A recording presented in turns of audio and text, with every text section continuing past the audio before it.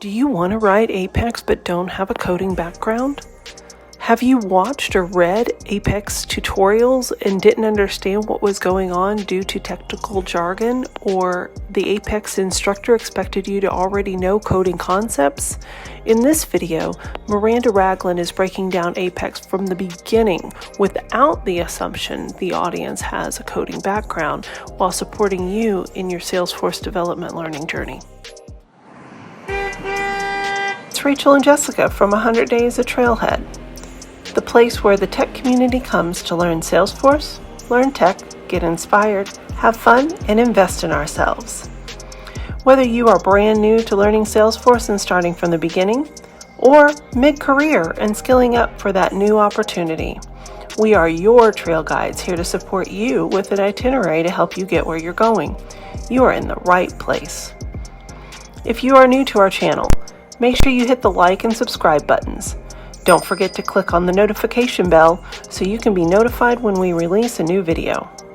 In the description below, you can find links on everything we mention in this video, in addition to links we find helpful, like books that have helped us and our friends along our tech and Salesforce journeys.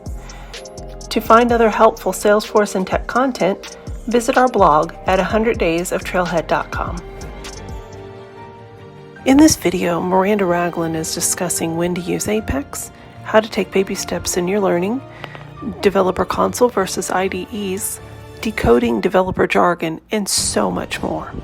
Miranda Ragland is the founder of M7 Unlimited, a registered Salesforce ISV partner, as well as a user group leader.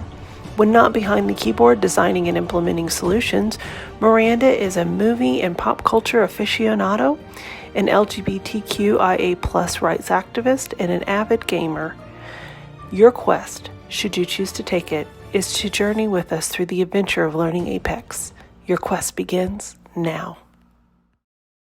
You are an ISV partner and all the wonderful things. But then I was like, you know what? The thing about it is Miranda, she talk about barriers. She has overcome so many different barriers and broken down walls and everything. And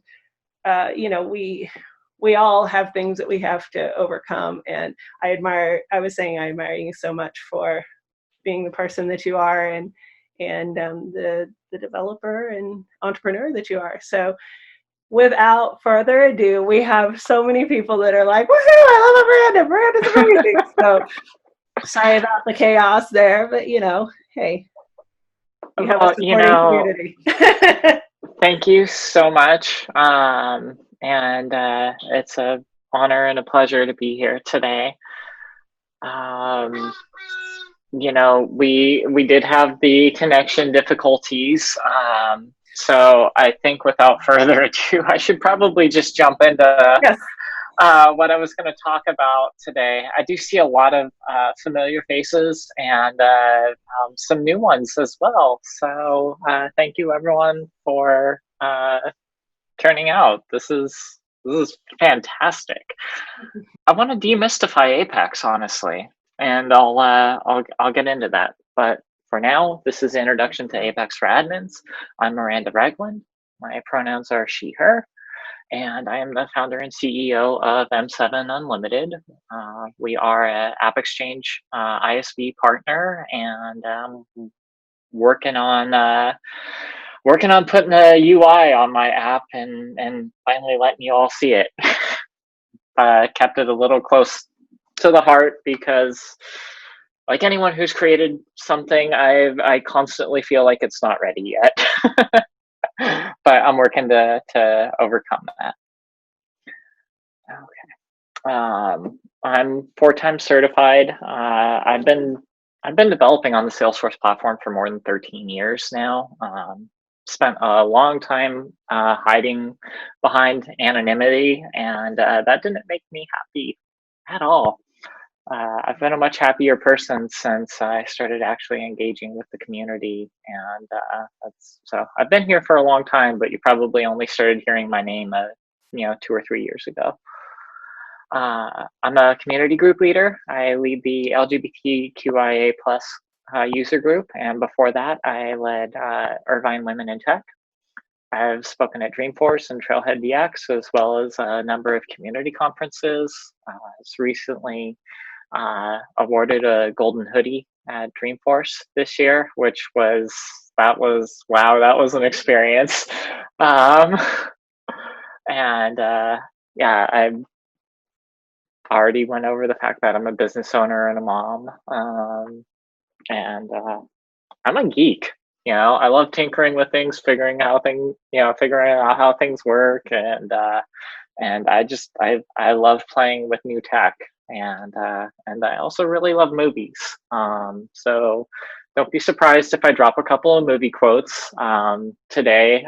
There's going to be one or two from one movie in particular, uh, and that's going to be What About Bob, because it plays into it plays into the message that I'm really going for here.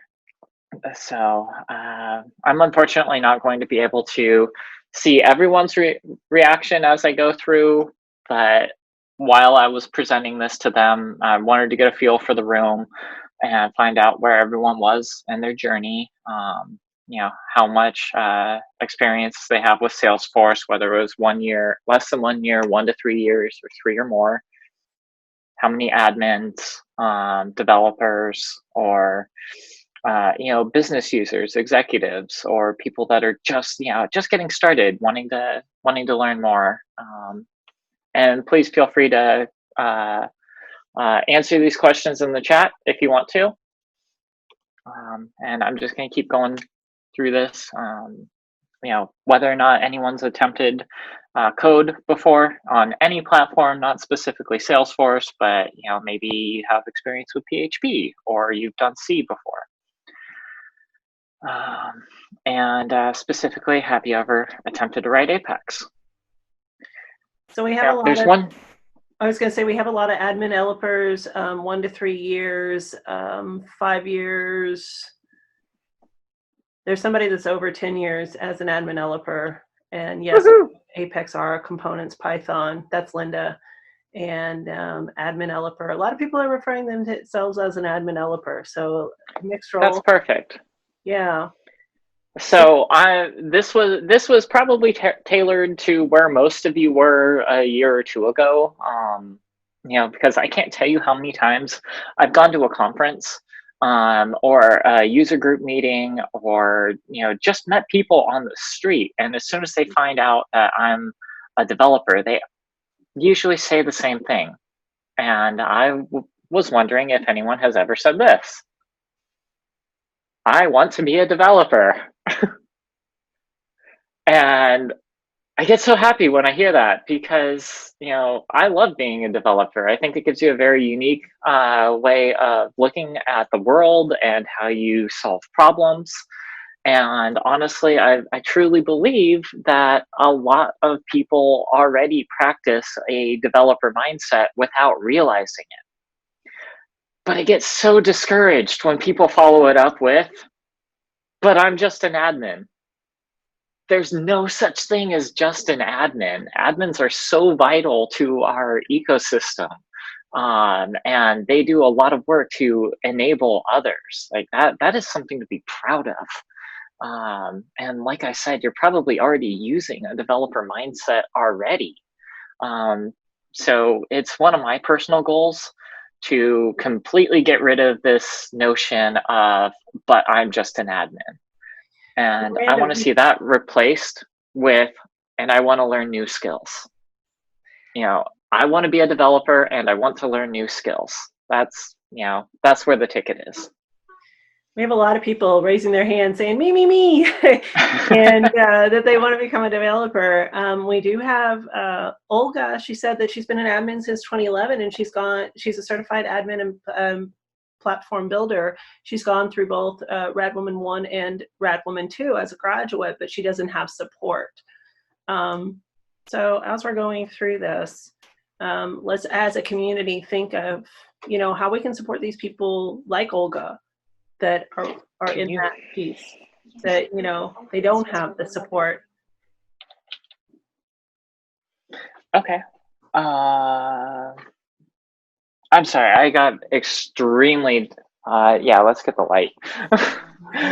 We're having an interesting weather day out here in Southern California, and I had to kill off those blinds. I'm sorry. It was like flashing and super distracting. And hello, Jessica. Hi, darling. I've been listening. I'm just the bearer of breakfast. We haven't eaten breakfast yet. All right. So in terms of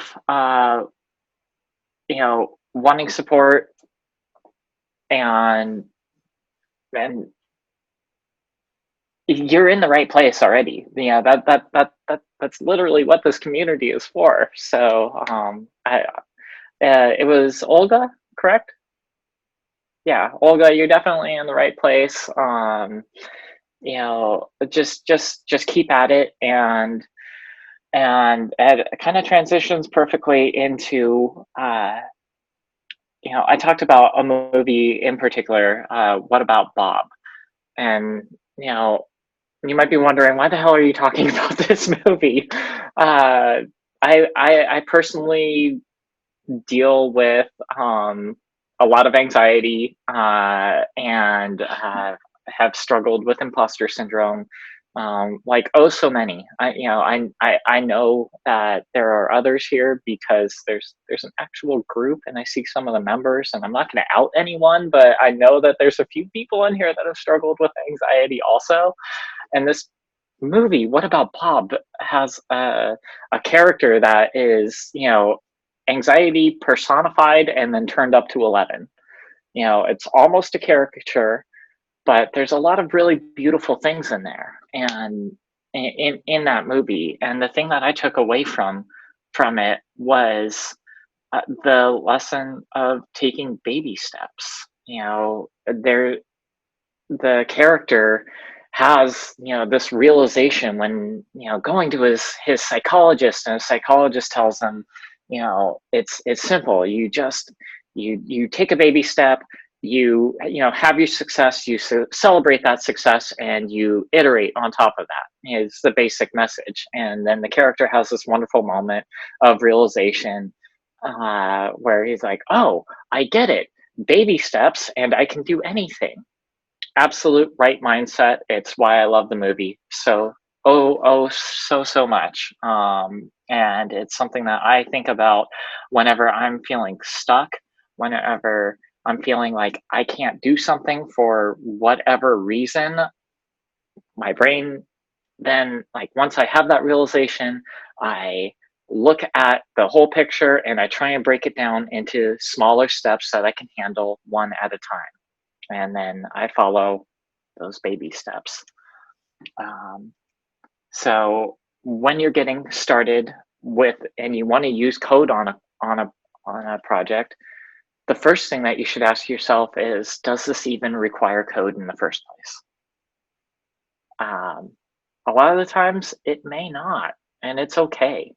You could still use code, like if it's a personal project or something, and you just want to solve it and see how that would look, or how that would work using code, or you want to prove something to yourself, like by all means, absolutely do it. These aren't hard and fast rules. If it's client deliverable, I'm a consultant by trade, so I try and do things the fastest way possible that's going to require the minimum amount of maintenance. So in my mind, this, does it require code is always the first question to ask. And also, is there an acceptable app exchange solution? And by acceptable, I mean, does it meet the requirements? Is it something easy to maintain? Is this something, is it affordable?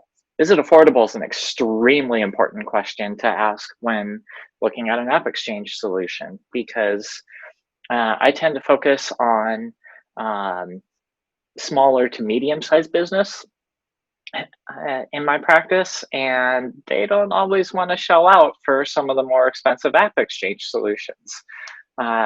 You know, I wish my clients had had the budget to do that. It would make things a lot easier, but sometimes end up having to replicate functionality simply because my client can't afford it. They can afford to have me develop it, and support it, but over a longer period of time, it's just not in their growth trajectory, or it's designed for a business much larger than theirs and has far more features than they need. But it's always an important question to ask: is the app exchange, is there an acceptable app exchange solution? And another really important question is this the same as something else? I'm going to go through an example that was based on when I first started getting started in developing Apex, and my boss gave me this requirement and then turned around and asked me to do the exact same thing for another object. And in his mind, it was easy. Just copy and paste the code and you're done, right? But that wasn't the best solution in this case, because 2 weeks later, he asked me to do it again on another object. And it became clear that there was another approach to be taken, and it actually really did truly require code. And one of the beautiful things about code is that you can make it reusable, much more than anything else in the Salesforce ecosystem. Okay, and then baby steps get on the bus. Again, what about Bob? Break it down into the smaller chunks. You've been given a task, and your task is to present for women in tech developers. And what do you have to do in order to do that? Schedule it. You have to come up with some content. You have to actually practice that content. You have to market it. There's all of these steps, and you break it down into bite-sized chunks that you can handle. Otherwise, it's just this big project staring you in the face. And I feel like everyone in this group probably already knows that. But this is what I mean when I say you're probably already doing things from a developer mindset, because that is the core of being a developer. It's just structured problem solving. So determine what those baby steps are and take each one. And sooner than later, you're going to be running. You're not going to be taking baby steps anymore. You're going to be iterating on bigger and bigger projects. And then one place where a lot of people get hung up is the developer console or the IDE. They don't know where to start actually, using this. In my day-to-day, I live in Visual Studio Code. But I've also been using IDEs for, 20 plus years at this point. I've been developing for a long time. I'm used to an IDE. I know how to set them up. It takes work. It does. And there's really great Trailhead, modules on how to set up Visual Studio Code for developing on Salesforce. But if you just want to get started, there's nothing better than the developer console. It's right there. It's built into every Salesforce org that you have access to. You just need the right permissions in order to be able to access it. There's no complicated setup. It's a checkbox on a profile or a permission set. So if you feel overwhelmed by the choice or not knowing the tools, you've got a perfectly good tool right there ready to go. And as you get more comfortable working with code, you can then take that next step and learn how to use the IDE. And I do encourage people to at least give the IDE a try. But wait until you're actually comfortable with the concept. Just try and learn one thing at a time, and it's okay. You don't have to rush. And then finally, with code, you're going to have to test. If you want to move it to production, you're going to have to test. Testing is one of the most important parts of writing code, and it can be a very, very valuable resource. And we'll get into that a little bit more shortly. there's some potentially new concepts when you're going from the admin world to the developer world. Suddenly the API names are going to start to make more sense. You've probably seen that field, but you might not necessarily know what it's used for. In code, you almost never use the object label unless you're passing it along to a Lightning component or a Visualforce page or something else to display it, an email template. The only time you use a label is for display purposes. And please correct me if I'm wrong on that. I've never encountered a use for the field or object labels in directly in code. It's 100% API names. And then there's a difference between an object in code and what would be known as an S object or a Salesforce object. A Salesforce object would be an account. It would be a lead, an opportunity, a custom object. And that's not necessarily the same thing as an object in code. Classes, methods, variables, collections, loops, all of these, they may be new concepts, but as we get to them, I'll try and highlight them and go over them in more detail. And then things like I mentioned unit tests already, or testing already, and that's through a process called unit testing. With code, you really got to pay attention to governor limits.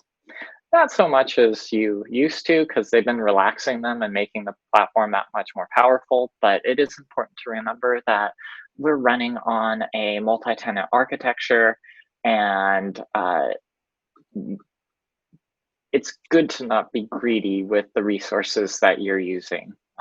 So paying attention to governor limits is extremely important, because you never want your code to stop working because it was trying to do more than the system can handle at that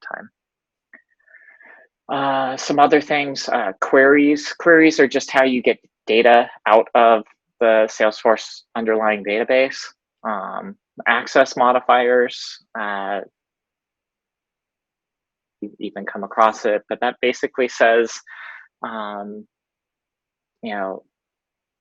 code can see this. If you're working,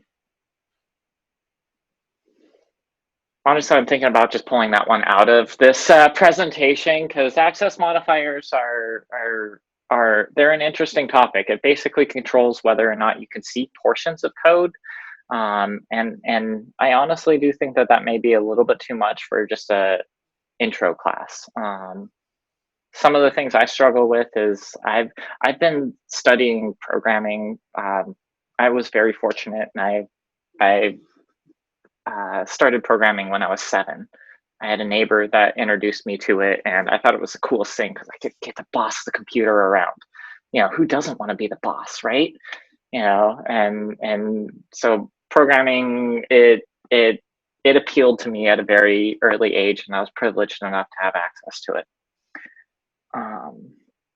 And then DML, it's an acronym for data manipulation language. That's just how you get code, or how you get data into, or how you manipulate data within the Salesforce underlying database. So this would be your inserts, your updates, your deletes and undeletes. But let's start looking at something. This is a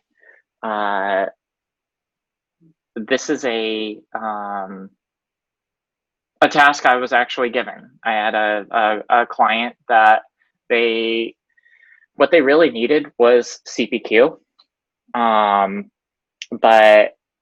or they would eventually end up needing CPQ, but they kept insisting, all we want is to be able to offer some discounts. So this isn't the solution that we ended up going with them. This is the solution that they thought they needed. And so they looked at regular Sales Cloud and said, this is great, but I need to be able to do discounts in amounts rather than percentages. And with standard out of the box Sales Cloud, you can't add more precision to the discount. So no matter what they tried, there were edge cases where they couldn't get it down to the penny, figuring out how to get these discounts in. So in standard Sales Cloud, your total price is your subtotal minus the discount amount, which is calculated as the subtotal times the discount. But what they really wanted was taking an actual dollar amount and subtracting that from the subtotal. So as an example of how you might do this in code, I'm going to jump over here.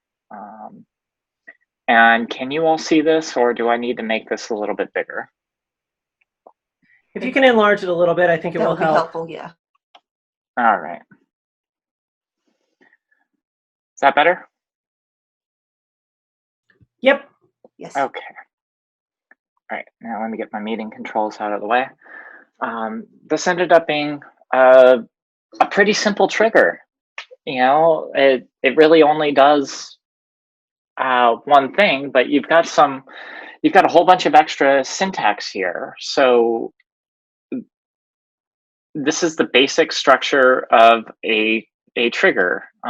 This is just a little block of Apex code, and we give it a name. This is my op discount opportunity line item trigger. It's on the opportunity line item, and this is one of those, the API name matters, because if you've only been doing admin work before, you would know this object as opportunity products, but it has a different name when you're working with it in code. In code, it's an opportunity line item. And triggers have different events. There's insert, update, delete, and undelete events. And then there's also events for when that occurs, before it gets saved to Salesforce and after it gets saved to Salesforce. So in this particular one, I'm saying before insert and before update. So pretty much anytime that we're modifying a opportunity line item, I want this trigger to fire. We have a question, Miranda, from Melissa. Why does it have a different name in code? Honestly, that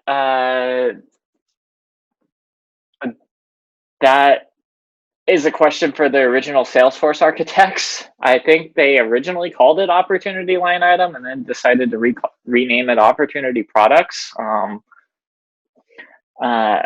One thing about code is, at least for us as developers, once we I'm going to pick on this discount amount field here. In fact, let me pop open my dev org, or my Scratch org here. Let's go. Okay. So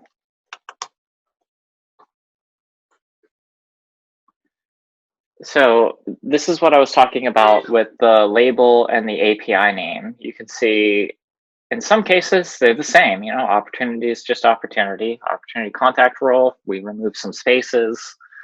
Opportunity product becomes opportunity line item. And that's true for fields. Why it might have a different name if it was something custom that we developed. I could come in here and I can change the label all day long. And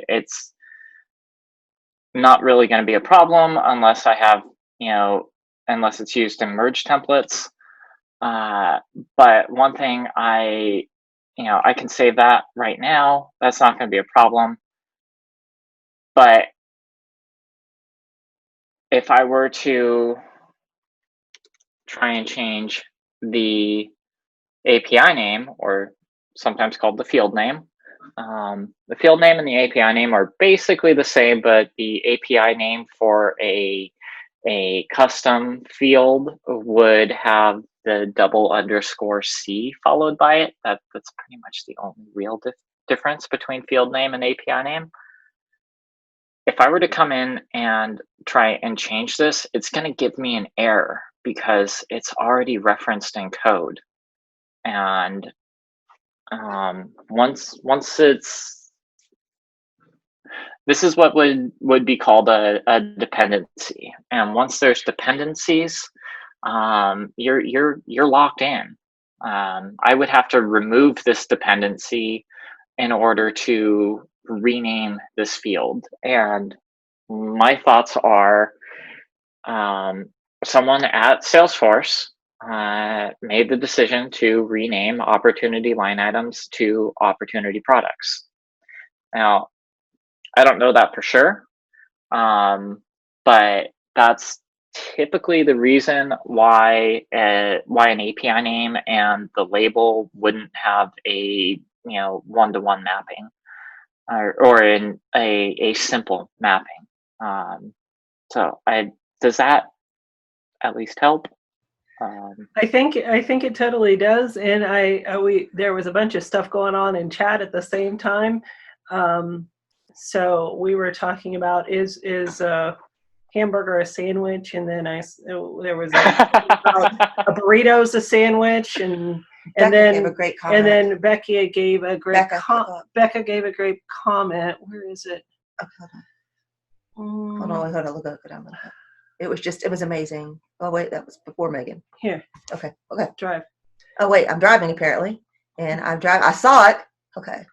All right. So when we lazy solved issues with naming by only changing the label, our item would show a sandwich. It's really burrito __C for the API name. Exactly. So yeah. This group. That was great, right? That was a great comment. So yeah. If you've never heard of Melissa Hildy's question is a hamburger a sandwich, you'll get a variety of answers, and then what is a sandwich and what's not a sandwich, and it's a whole. It went perfectly with this example. Yeah, it really did. Yeah. And you did a great job over there. Right. So both of the explanations were awesome. That's what I love about this group. It's like a community effort. Let's all pitch in and answer. Let's crowdsource the answer. That's fantastic. I love it. Yeah. All right. Yeah.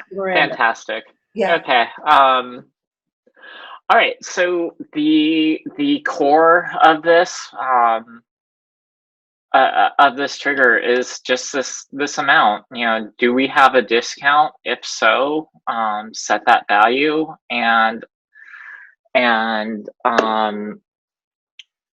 then it's just a little bit of math in here. The way that I chose to implement this is to create a custom field. I'll jump back over here real quick.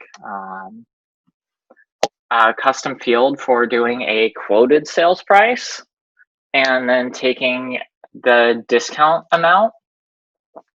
And in this little bit of code, I'm just taking the quoted sales price times the quantity, and then subtracting out that discount. And I'm dividing by the quantity so I can get the average price of, from the average price after the discount's taken into account. And then I'm putting that into yet another field, the unit price. And in standard Sales Cloud, the unit price you may know as the sales price. So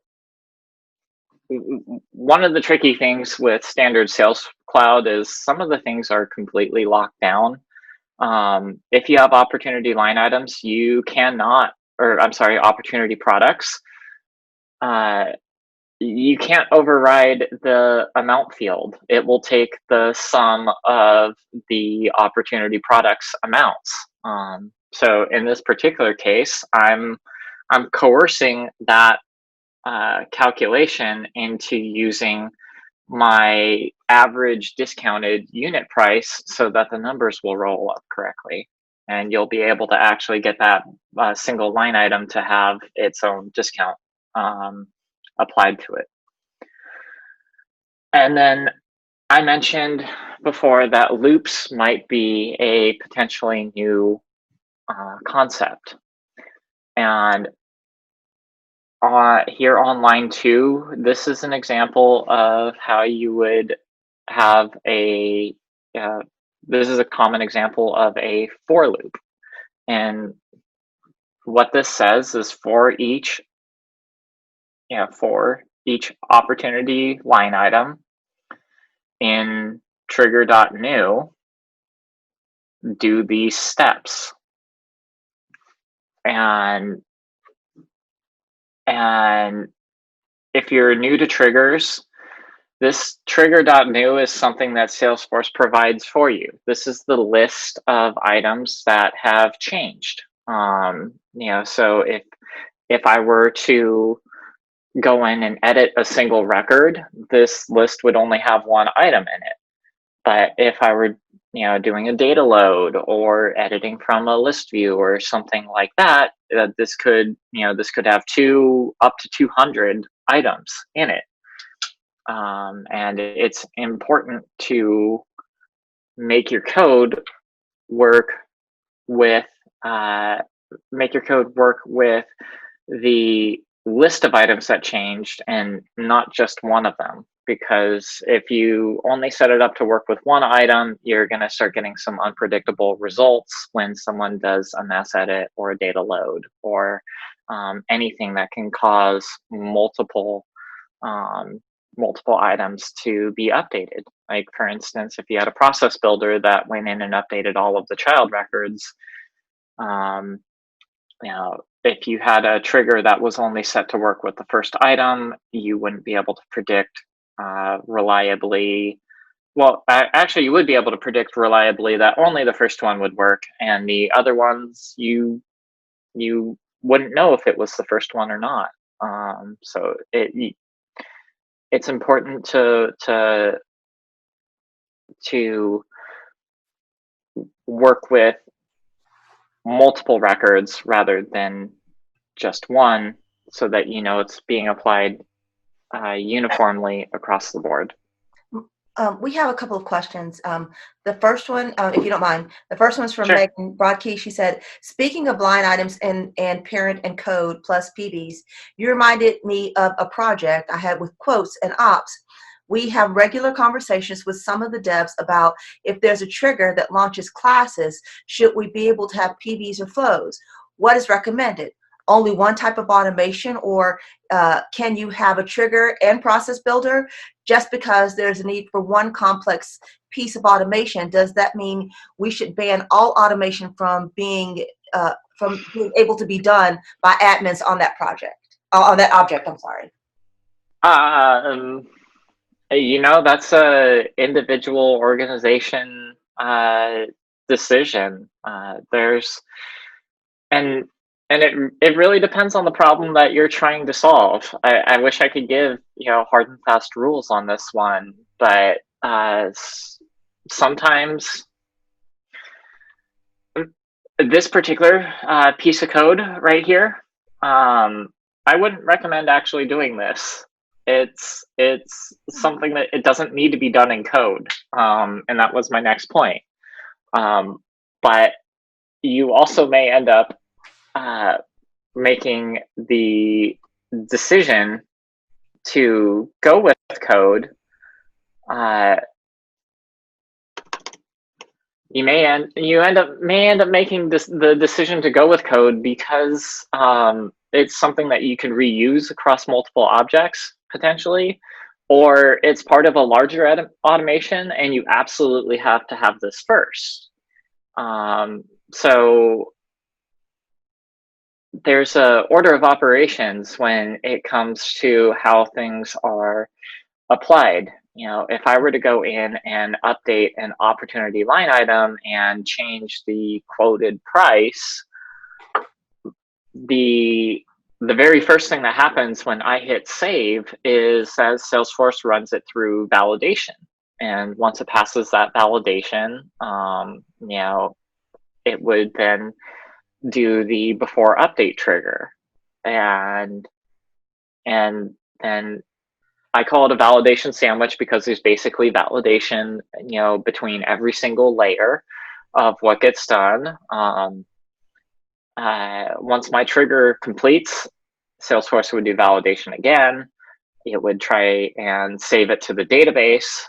It would then run after triggers, and once those finish running, it would do more validation, and then finally you start getting into things like workflow and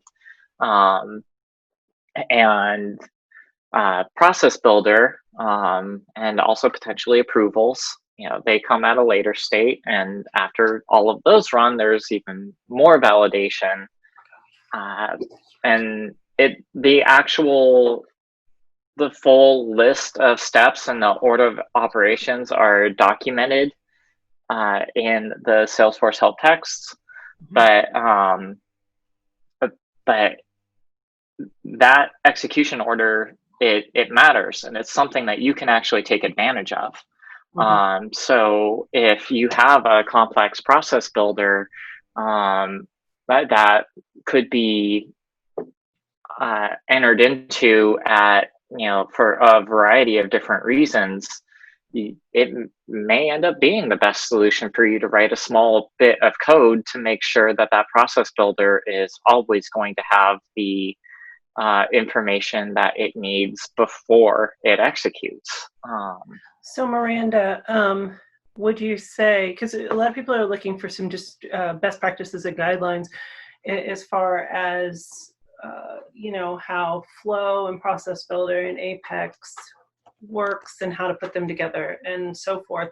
So would you say that in a situation like this, if there is like somebody that has, whether it's solution architect or architect skills, to bring those people that have kind of that oversight for the business or the enterprise rather, in to find out what the enterprise standards are, if there's such a thing. And then my second question isn't there, you know, talking about the order of operations, being aware of those order of operations, can't you also create code to make sure certain things fire at specific times, so you can make sure certain things fire first, instead of relying on Salesforce to fire them at random? So what's your so if you do have solution architects at your disposal, definitely bring them into the conversation. The more eyes that you can have on a solution, you know, it can lead to better, stronger solutions. You know, especially if you have a technical architect, because a technical architect would be able to tell you that it would make more sense to do this in code because, you know, for this particular example, if you had a process builder that needed to rely on that particular discounted amount being calculated before it takes over, you know, the only way that you can guarantee that that's going to happen first is to have it either be in code or be triggered from code. So it's absolutely a good idea to have if you have one available, have a technical architect weigh in. But then, and yes, I do hope that answers the question. There are scenarios from time to time where that order of operations does matter, where it needs to execute in a certain order, and fortunately, by the time that you get to that, you're not going to have a simple trigger that looks like this one, most likely. You're probably going to be doing quite a few more things than having just a single task in a trigger.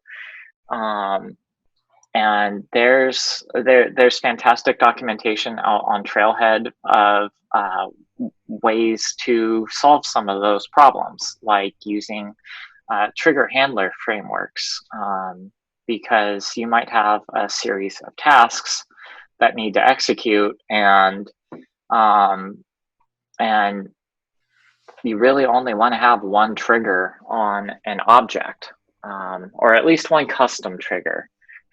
If you install a managed package, it might come with triggers for opportunities, for instance, and so you can't really do anything about having more than one in that case, but you can control how many custom triggers that you have. And if you have only one, then you're actually able to specify the order in which those tasks get executed. We actually have another question. It's from Missy. I'm not totally getting the part about multiple items in trigger.new. She said, I guess my question is, what do we need to do or know as we're beginning to work with triggers regarding trigger.new and multiple items? Oh, so trigger.new is I'm just going to do a little bit of live coding real quick, and hopefully this will make more sense. Trigger.new is basically just a list of items, and that tells you this is what changed. So new outlines.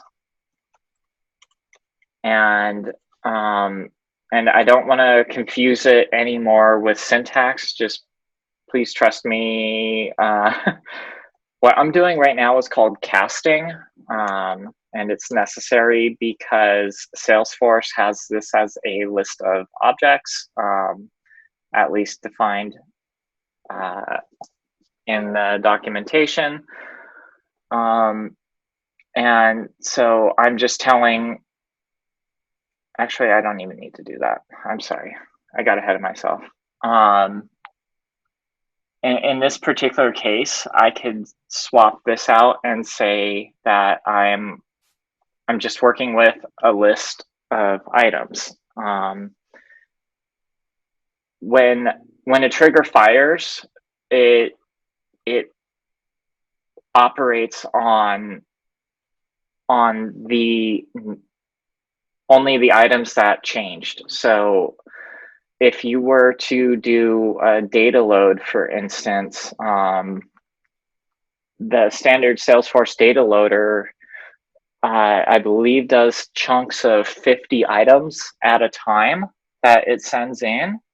And it's not going to execute a trigger one item at a time. It would call the trigger on all 50 items. So trigger.new is actually it's actually the list of what I would actually call the updated op lines in this particular case. And I've seen I've seen a lot of people write triggers to where they're like, okay, I was given a list, but I need to work with just one. So I've seen people do things like upline equals, trigger.new, and then they use array notation to get the first item out of the list. And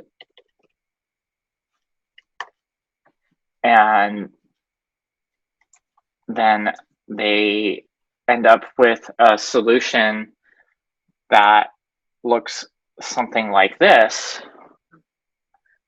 but this unfortunately only operates on that first item in the, that got updated. So for the 49 other items, it wouldn't calculate that unit price. This code is literally ignoring everything after the first item.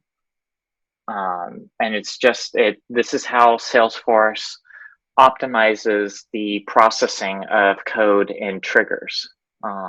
And it's up to us as developers to keep that in mind and create our solutions so that they can work with multiple records at one time rather than just the single record. Now, in this particular case, this is a really good starting point. We figured out how to do this with one item, and there's not a lot of interrelated logic, so we could very easily transform this particular code into a proper trigger by just putting a loop around it. And then we're right back to the code that I started with. The only difference is how we actually get the opportunity line item out of that list. That's the only real difference. Here we're doing it for every item. It might be 1, it might be 50, it might be 200. We don't know, and frankly, we don't particularly care, because we're going to do this for every single item that we're given, regardless of the size of the list. So does that make some more sense? Missy, does that make more sense to you? And anybody else that has confusion around that, because I know she's not the only one. Right.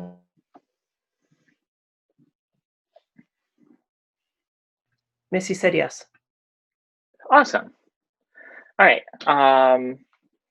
So that particular snippet of code that I showed, like I said, this isn't the greatest use of Apex, actually, because there is a very simple declarative solution for this. It would be a fairly simple and straightforward process builder. And what do you get when you use the declarative tools? Well, it's frankly it's easier to deploy. It's more visual. Other people have an easier time understanding it, and for people that are newer to the platform, they don't have to learn all of the syntax. Like I get it. This code. I look at it and think, oh, this is simple, but I'm used to all of this syntax, and I know what this stuff means.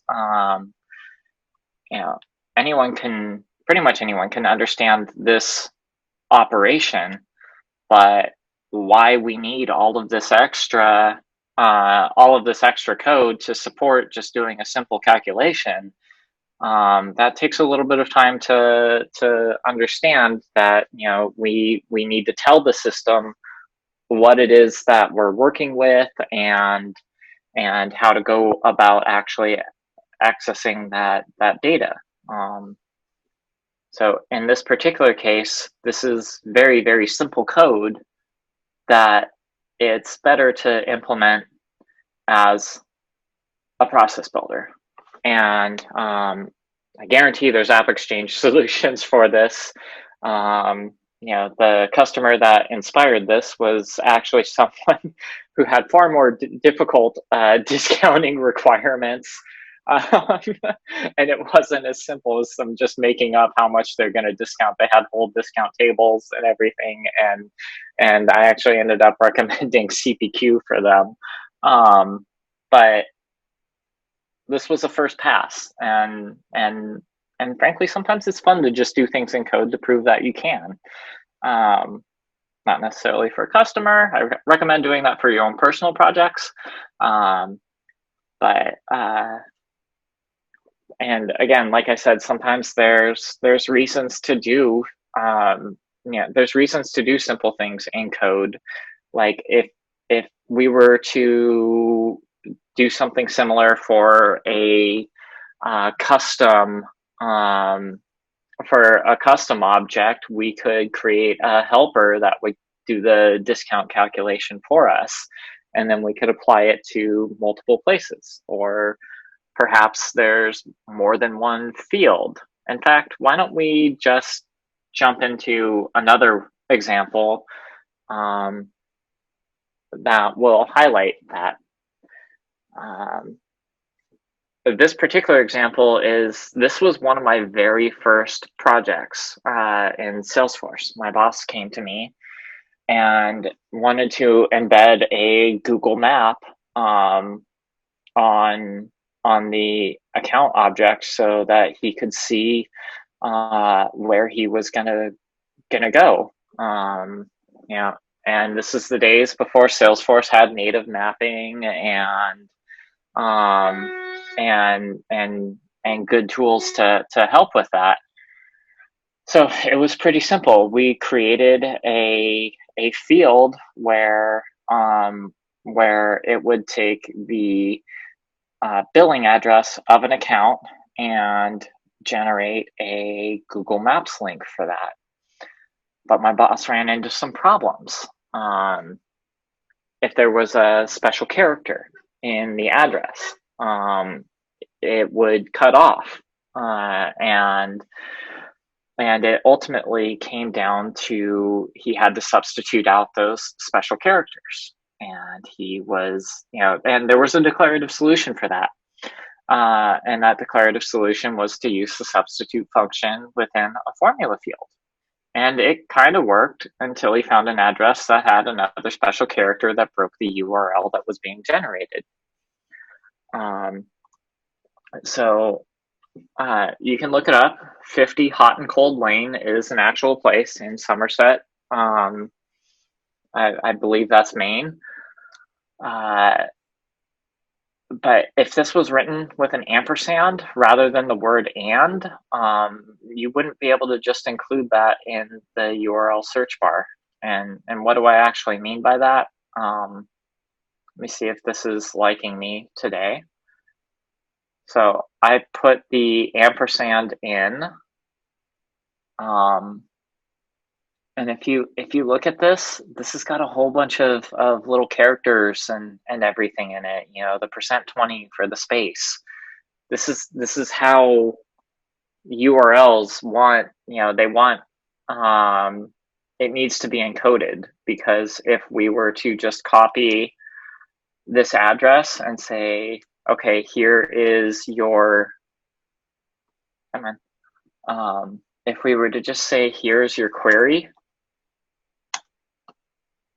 it doesn't know, like the second that it got to that ampersand, that's a special character. It cut it off, so now it's not looking for 50 hot and cold. It's just looking for 50 hot.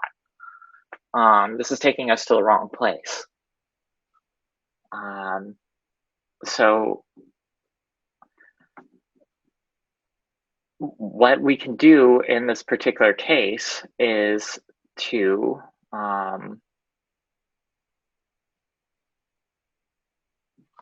we could go through, and that is not where I did that. Here we go. We can go through with the code and with a trigger and manually construct this URL. And we do that by, again, iterating over each lead in the trigger new.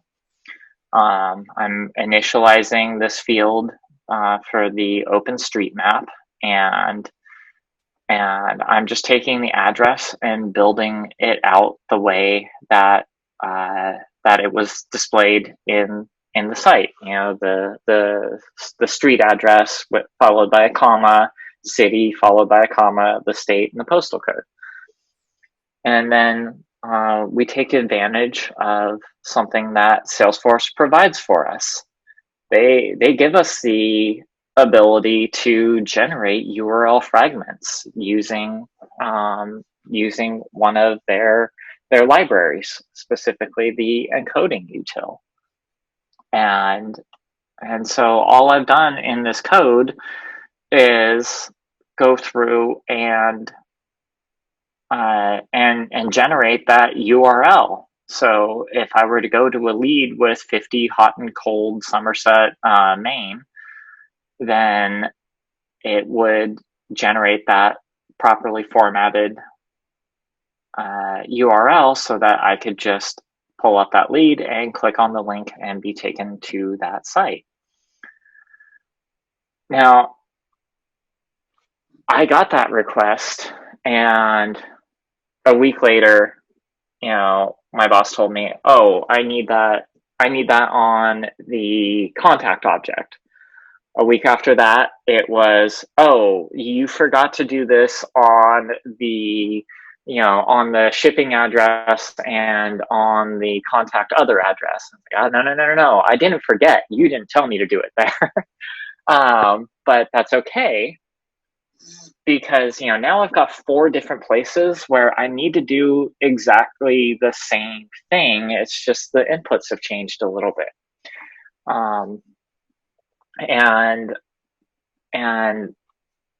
the more you develop, the more you end up doing some of the same things over and over and over again. And I like, it's not so much of a joke, but I like to joke and say developers are lazy.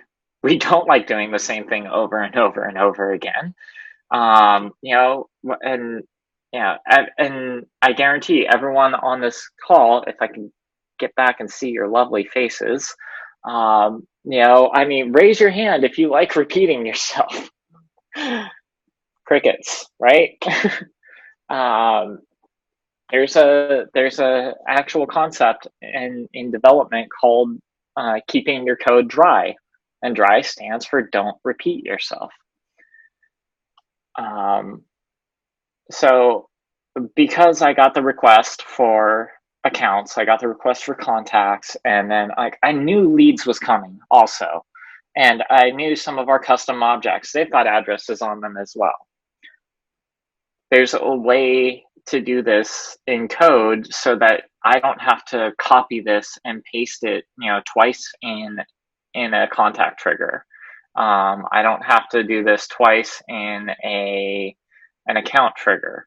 I could go through and create a helper method that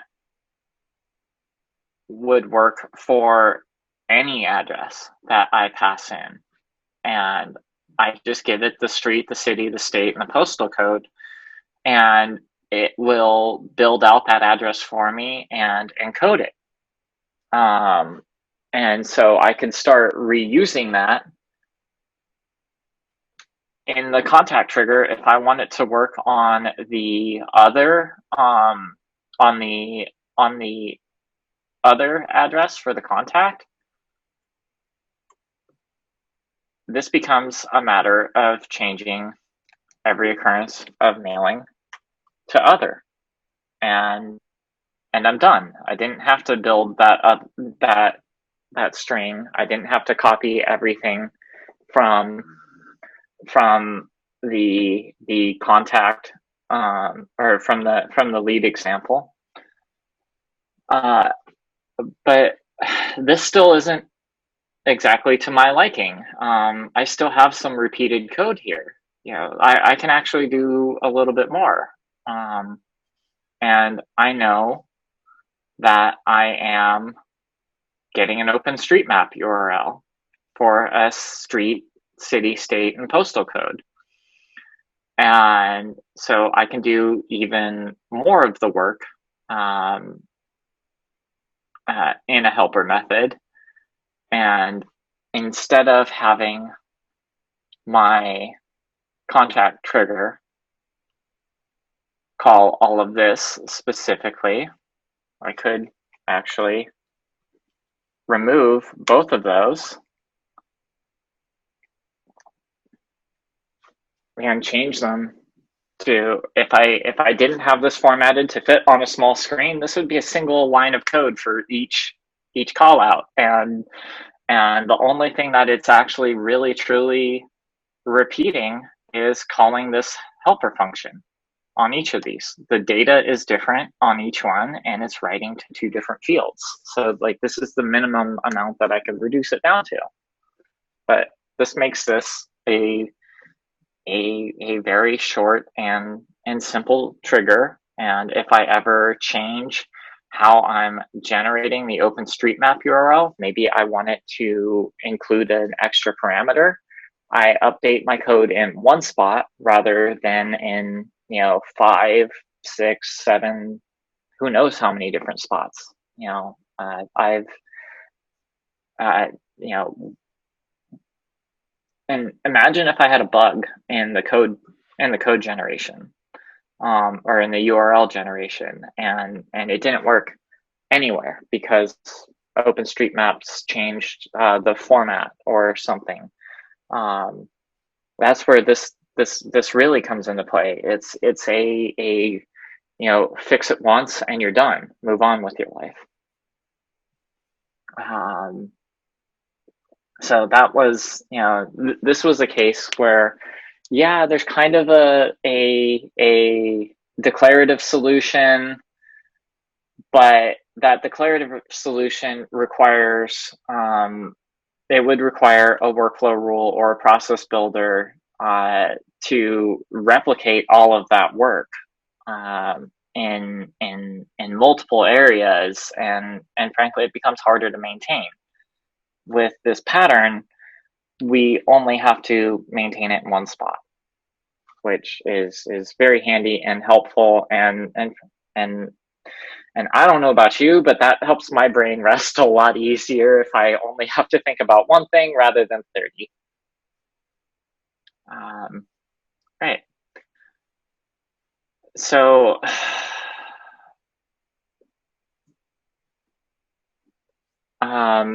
we actually already got into this earlier when we had the question about trigger.new.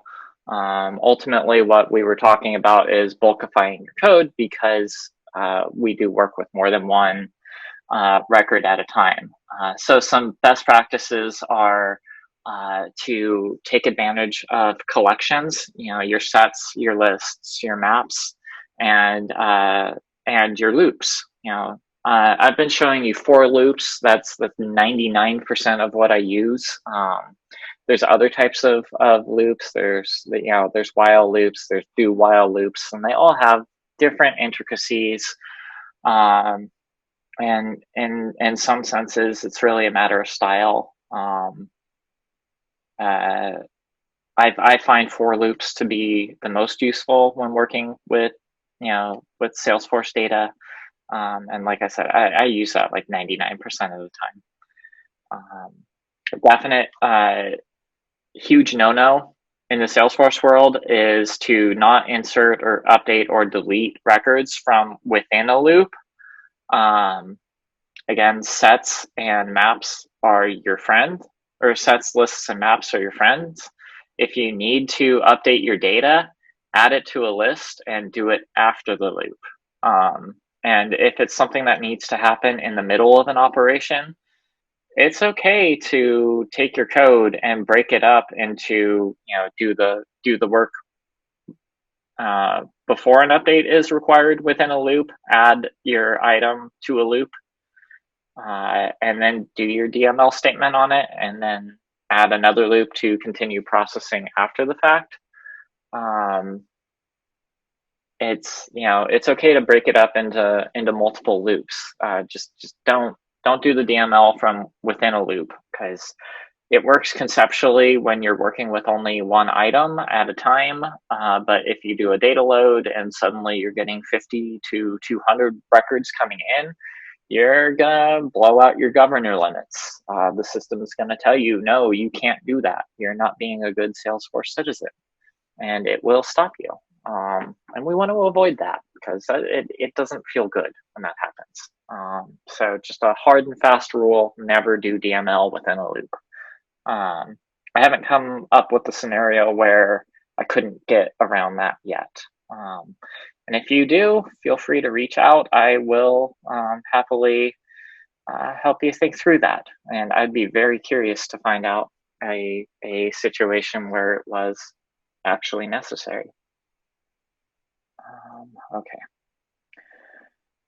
All right. So far, the examples I've given have been fairly straightforward triggers that are just making simple updates to a single field, and it's not actually doing any of this DML that I keep talking about. So again, this is pulled from an example of a project I was given when I was first learning Apex, and that was that our account managers wanted to have their contacts show the account billing address if they didn't have a mailing address filled in, and the way that we go about that is to with a trigger. Today this could be done with a process builder. That wasn't the case back when I was given this. So again, this is another one. Ask yourself, do we need code with this? No, we don't. But that's also okay, because this is a learning exercise. What would this look like in code? That's valuable. And what this looks like in code actually has, we get a lot of concepts here. We have, again, a trigger, and this time we're using different different triggering criteria. This happens after an account is inserted and after an account's updated. So at this point, the data has already been committed to the Salesforce database, and we need to update contact records that don't have the mailing address filled in. So this is a good opportunity to start looking at, what does a query look like? And right here is, this is a SOQL query, a Salesforce object query language. If you've worked with other platforms, it's a lot like SQL, the structured query language. There's some key differences, and I'd be happy to talk about those if anyone wants to continue the conversation after. But in this particular case, I'm telling the database that I want to select these fields, the record ID, the account ID, and the address components from contacts. And I want to narrow it down to the contacts for the accounts that were updated. And specifically the ones that are missing these address components. And once I have those contacts, I'm going to iterate over them and then sync the address. I'm going to copy the address from the account. But how do I do that? How do I get from the contact to the actual account? Again, we take advantage of something that Salesforce gives us with triggers. Instead of the list of new records, we're going to use what's called a map. And a map is basically you have it's a special type of collection that allows you to associate a key with a value. In this particular case, the trigger new map is a map of account IDs to account records. So on my contact, I have an account ID that contact is associated with. And so I can ask the trigger new map to give me that actual account. And then it's a matter of simple assignments, assigning the equivalent fields across. And really, what am I talking about here? I started this with my love of the movie of What About Bob? I basically walked through the baby steps. What do I need to do this? I need my accounts. Okay, let me query those. What else do I need to do? Well, for each, I said accounts. I need my contacts, that are associated with these accounts. So let me query those out. And for each of them, I need to get the account, and then I need to copy these fields. And each of those becomes a step in the implementation process. And finally, I need to tell Salesforce, all right, I've made some changes to the contacts. Please save this. And the way that we do that is by calling this update. And this will now save it to the underlying Salesforce database.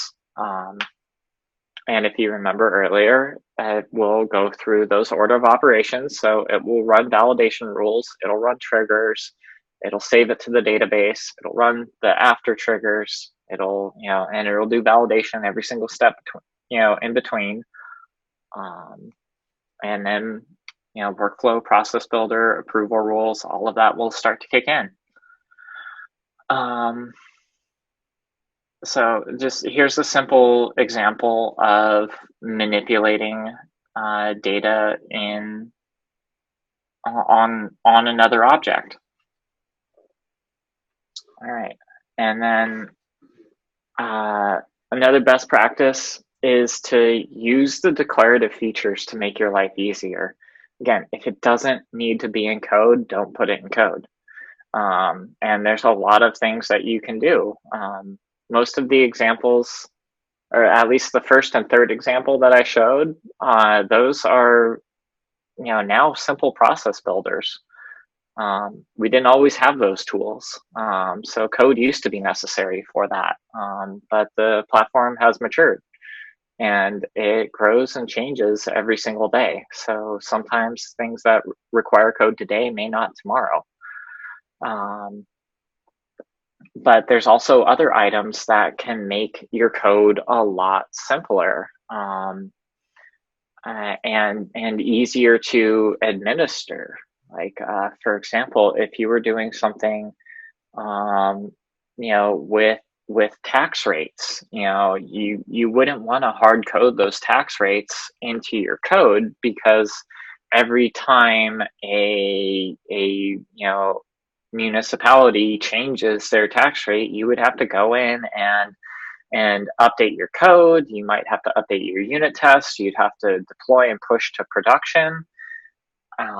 When something like custom metadata would allow an admin to be able to go in and just update a single record, and because code can take advantage of accessing custom metadata, it makes it something that an admin can go in and make a fairly straightforward change, and the next time that your trigger or your Apex class runs, it will update everything for you automatically. And from within code, you can, there's custom metadata, there's custom settings. I have an entire session that I did at Force Academy LA on custom labels. And when Salesforce released custom labels, it was one of the greatest days of my developer career, because it finally meant that I wouldn't have to go into Visual Force pages to make very, very simple changes to wording that my boss wanted. I can't tell you how many times it was, no, just change the text to this, and I'd have to go into the code, make the update, or go either into the code or the Visual Force page, make that update, and then go through the deployment process. And just it took forever. But with custom labels, again, it's just like updating a record in Salesforce, and it's an instantaneous change. And so there was this really tedious, boring part of my job that a simple feature allowed me to simplify my code and make it easier for other people to manage. And so take advantage of those features where you can. Also, you can invoke flow from code, and that. Can you let the cat in? She's distracting me. Yeah.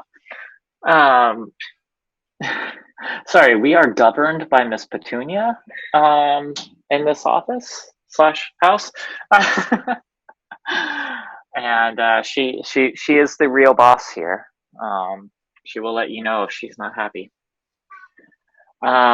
Invoking flow from code. Sometimes you can you'll run into a situation where it. Will you shut up? I'm trying to present here. I was wrong. Can you just take her out, give her the attention? I'm very sorry. They want to see the kitty. The kitty wants to. Oh, they want to see the kitty. This is Miss Petunia. Let me see if you're actually on screen. Oh, that's Megan. Yeah. So move over behind Miranda's head. You're a little off screen. There you go. Yeah, come. Okay. Sorry. No, come over here. Here, let me see her. Right. Oh. There's a cute little kitty. Hi, kitty. Hi, Miss Petunia. You're being very distracting. All right. Yeah.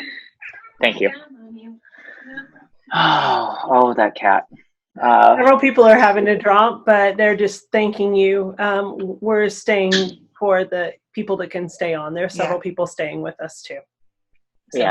Yeah, and I'm sorry that this is going long. No, it's okay. It was a tech issue. It's fine. I think everybody's happy, and we can record the rest of it, and people can catch up. So. Yeah, and also truth be told, I woke up with a very, very nasty headache this morning. No. And so I'm a little bit distracted, and then going to the doctor later. So it's been kind of a tough day for me, and I'm trying to rein in the distractibility. Well, you're doing great. Thank you. All right. One very, very important thing when it comes to working with code is you have to write unit tests. You absolutely have to write unit tests. And some people dread this. I actually really, really love unit testing, specifically because it proves that the code does exactly what I'm intending it to do. You can go through and say, like, specifically for this combination of data, my address encoding function should spit out this value. If I give it this street with all of these special characters, it should handle this the proper way.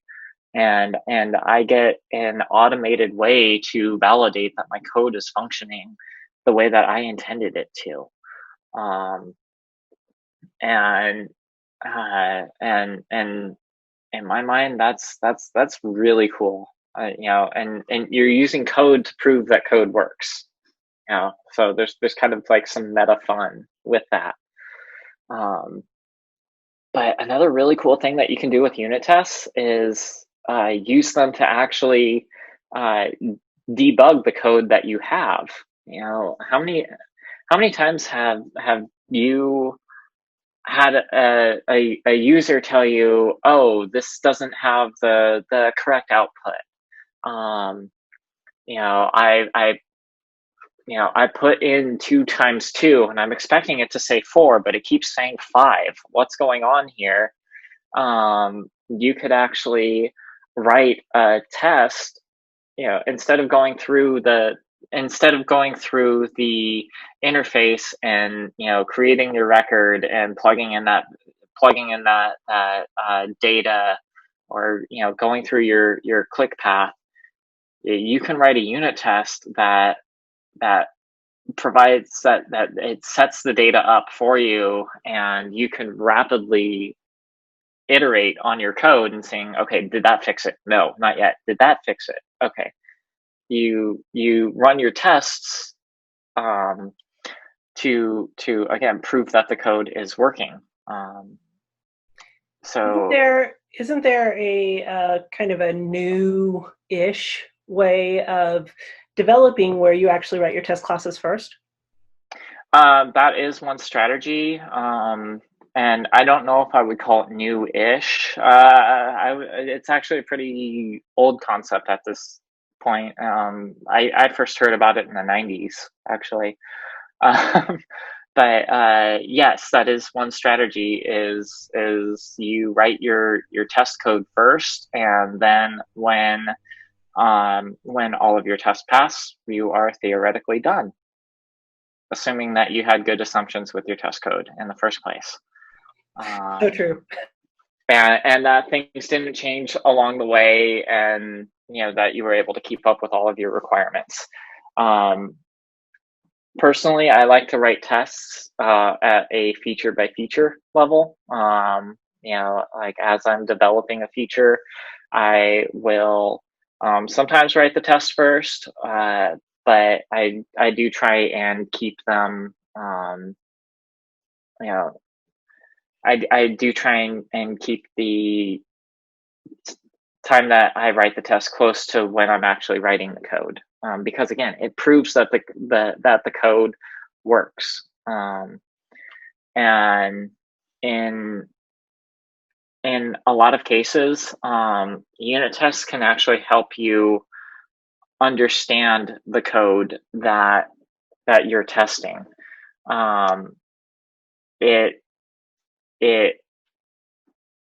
If you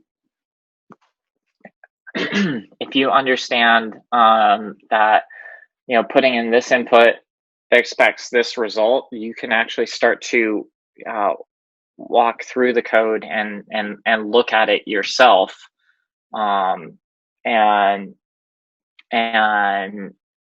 go through the mental steps of how you get from that input to that output, and it will help you understand what that code is actually doing. It's a really, really good way to understand someone else's code, assuming that they've written good tests, because I hate to say it, but sometimes people don't do very good tests, and they're just going for code coverage. But a good, well-written test will help you understand what code is doing. So let's take a look at what does a unit test look like. Apparently don't have that pulled up. So for the address sync, we're doing a different type of Apex from what I've shown you before. Before we were looking at triggers. This is an Apex class, and in this particular case, the class is just being used for a collection of code that will implement this test. Specifically, it has a couple of methods and some special syntax for indicating different stages of a test. This little thing up here is called an annotation. Annotations start with the @ symbol, and this tells Salesforce that this particular class is a test class. And now right here, you might see this setup test data. This is a method. It's a group of code. I'm now just realizing I jumped into a class earlier without introducing it as a concept, so my apologies for that. But a method is just a collection of code that you can call from somewhere else in code. And we've got another annotation. And this particular one tells Salesforce that this is where I'm setting up my testing data. And that's a very important part of testing. when you're working with test code, you get it's like there's absolutely nothing in Salesforce whatsoever. So you can make some assumptions. There's only the accounts and contacts in the system that we add to it. And you can programmatically add records to the database. So in this particular case, I'm creating an account with some basic data. And I went ahead and created a second account with even less.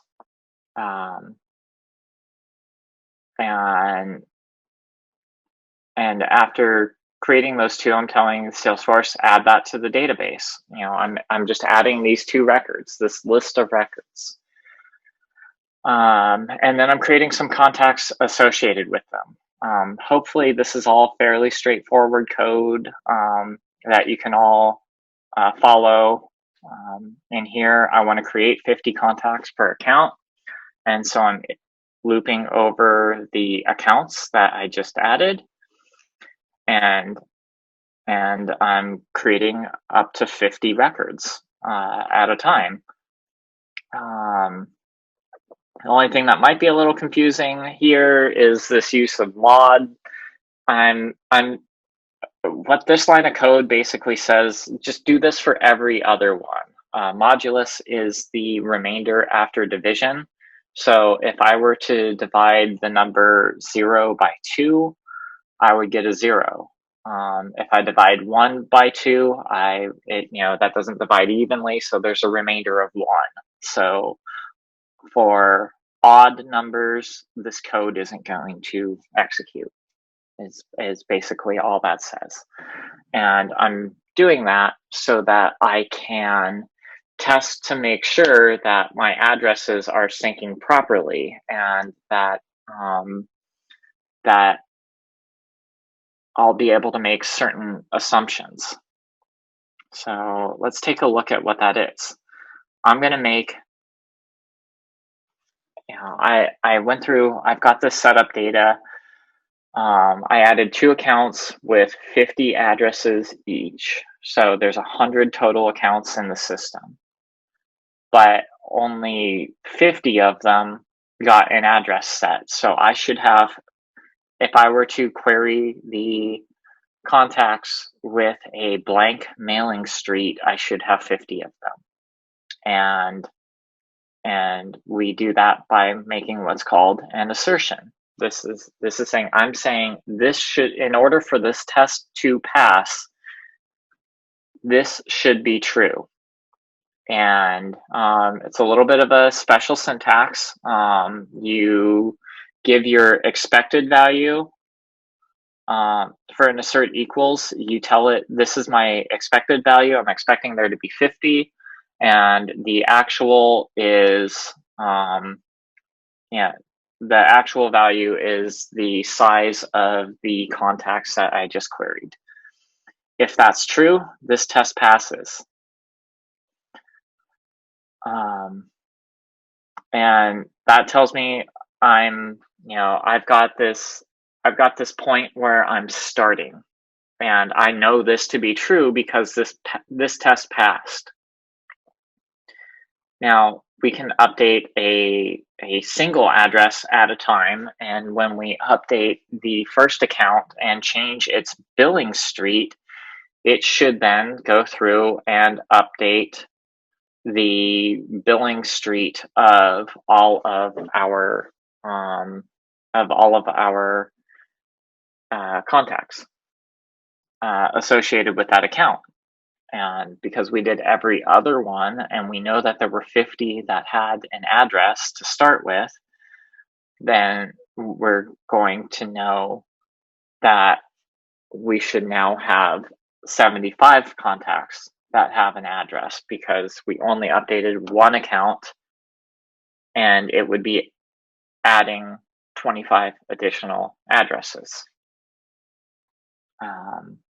I hope that makes sense, how I got to that number. And then another test that we can do is to see, well, what happens when we update multiple addresses? So in here, I'm going to make multiple changes here. And when I call the update, I will know that it successfully had synced the addresses if now all 100 of my contacts have an address.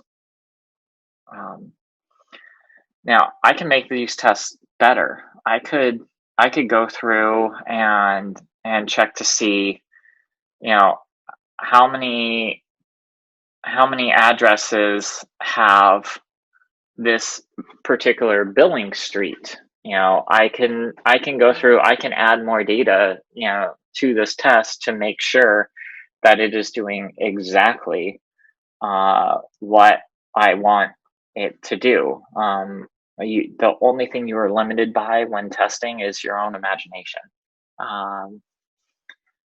So like there's definite room for improvement, but these are some just very, very basic tests that say, yeah, hey, when that trigger is doing exactly what it ought to be doing. Okay, and yeah, let's get into some best practices for those triggers. So I kind of already touched on this a little bit, but you really only want to have one trigger per object because that execution order is not guaranteed.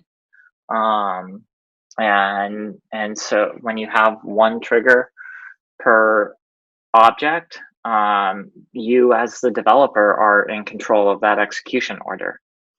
And then you may have seen that I created that address helper class. Helper classes can make things a lot more readable. This slide actually should have been after the address sync, so my apologies about that. That particular helper class, it distilled the essence of what I was doing into something that was readable. First, do it for the contact mailing address, and then do it for the contact other address. And what are we doing? We're generating an OpenStreetMap URL. That was not that one. This helper kind of self-documents this code. This is nice and readable. I'm just getting the OpenStreetMap URL for these parameters. So highly recommend that you use your helper classes to make things more readable and to abstract complexity away. And as you become more comfortable with developing and working with triggers, you can start getting into trigger handler frameworks, and that adds even more power. And there's Trailhead modules on those, and there's a ton of blog posts out there about trigger handler frameworks. It's a fun thing to debate with other developers at Dreamforce. Everyone's got their own opinion on how you should do it. And one of the greatest things, there's not necessarily one right answer. There's multiple ways to solve a problem, and that variety is it's pretty cool. They've all got their merits, and I highly encourage you to talk with other people, because that having those outside opinions, it's going to help refine your own opinion. And I learn things from our ecosystem every single day. It's fantastic how much everyone's willing to share their knowledge. All right, so I do have some, I've been referring to Trailhead. That's a fantastic place to start. And remember, I started this with talking about what about Bob and taking the baby steps. Just these are great places to start. This gives you the basics of everything that I was talking about today in a far less, ADD brain,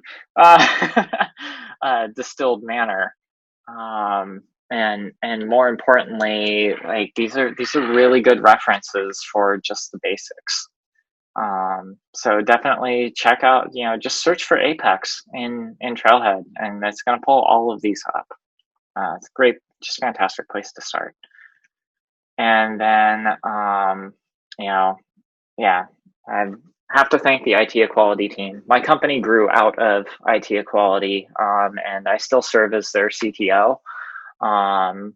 But it's, I'm starting to build my own team now, and just everyone has been so supportive, and I really wanted to thank them for all of their support over the last year. And Rachel and Jessica actually got to join us last year for Orange County Pride, so it was really cool that they can come join us for that. And so thank you to you both also for being part of my journey. That's it. And with that, we're at the end. Did Miranda give you the confidence to start your Apex learning journey? What was your favorite tip? What do you want us to cover in future videos? Comment below. We would love to hear your thoughts in the comments. If you've made it to this point, we want to take an opportunity to say thank you. Since you've stayed with us, here's a bonus. Always remember that learning is a never-ending journey, so it's okay to be a work in progress. Thank you for spending time with us. Make sure you like this video. It helps a lot. Click subscribe and on the notification bell so you never miss another video. We also handpick these videos, which we recommend you watch next. You can talk to us on Instagram, Twitter, and on our website at 100daysoftrailhead.com, all of which are listed below. Thank you for learning with us, and we'll see you back tomorrow.